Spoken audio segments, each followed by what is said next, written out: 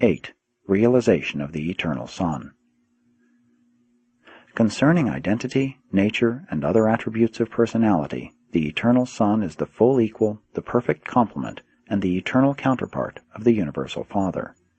In the same sense that God is the Universal Father, the Son is the Universal Mother, and all of us, high and low, constitute their universal family.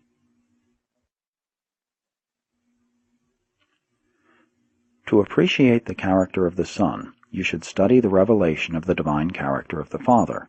They are forever and inseparably one. As divine personalities, they are virtually indistinguishable by the lower orders of intelligence. They are not so difficult of separate recognition by those whose origin is in the creative acts of the deities themselves. Beings of nativity in the central universe and on paradise discern the Father and the Son not only as one personal unity of universal over-control, but also as two separate personalities functioning in definite domains of universe administration.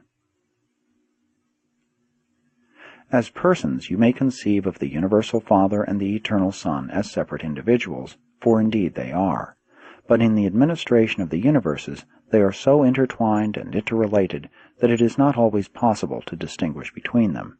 When, in the affairs of the universes, the Father and the Son are encountered in confusing interassociations, it is not always profitable to attempt to segregate their operations. Merely recall that God is the initiating thought, and the Son is the expressionful word.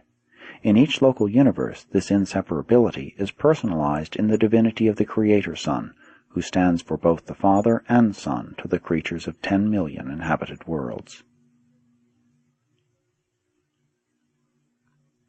The Eternal Son is infinite, but he is approachable through the persons of his paradise sons and through the patient ministry of the infinite Spirit. Without the bestowal service of the paradise sons and the loving ministry of the creatures of the infinite Spirit, beings of material origin could hardly hope to attain the Eternal Son. And it is equally true, with the help and guidance of these celestial agencies, the God-conscious mortal will certainly attain paradise, and sometimes stand in the personal presence of this majestic Son of Sons.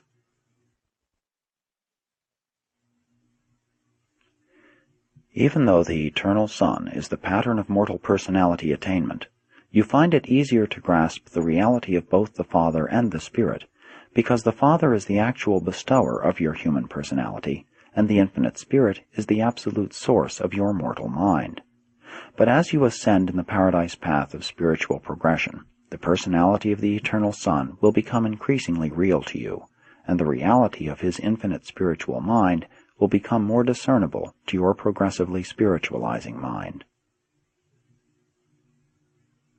Never can the concept of the Eternal Son shine brightly in your material or subsequent morontial mind.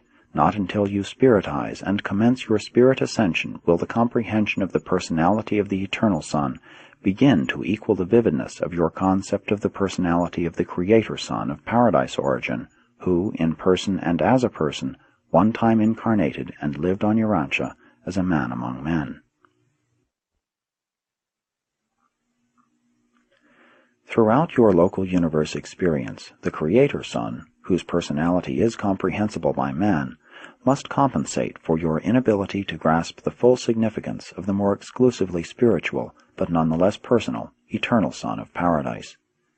As you progress through Orvonton and Havona, as you leave behind you the vivid picture and deep memories of the Creator Son of your local universe, the passing of this material and morontia experience will be compensated by ever-enlarging concepts and intensifying comprehension of the Eternal Son of Paradise, whose reality and nearness will ever augment as you progress paradiseward.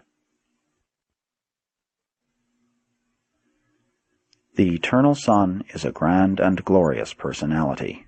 Although it is beyond the powers of the mortal and material mind to grasp the actuality of the personality of such an infinite being, doubt not, he is a person.